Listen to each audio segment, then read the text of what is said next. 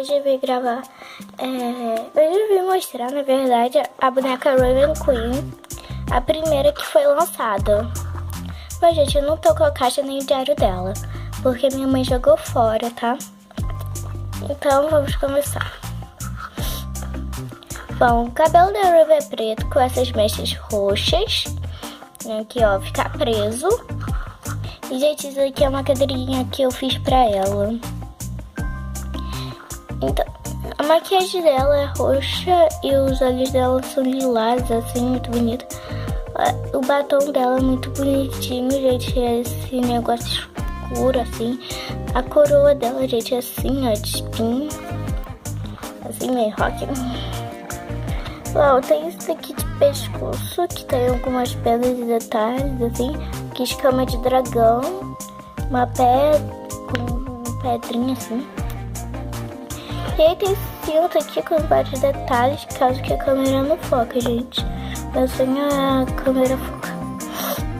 E esse cinto aqui com uma cabecinha de corvo. E aqui, gente, deixa eu tirar aqui. Aqui são assim, andares, né? Não sei como se fala. Primeiro aqui é roxo, depois é um roxo escuro, meio rosado, sei lá. E aqui, gente, tem alguns detalhes, assim, bem bonitos. Agora deixa eu mostrar aqui a pulseirinha. Quase caiu. Ai, gente, vou ajeitar ela aqui. Bom, gente, aqui tem algumas correntes dela. E aí tem uma cabecinha de corpo. Aqui, e aí tem esse anelzinho dela.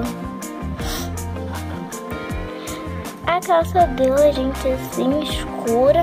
Os sapatos dela são muito bonitos, ó, com várias penas e essas correntes. Linda. A bolsinha dela, gente, deixa eu tirar aqui pra mostrar pra vocês.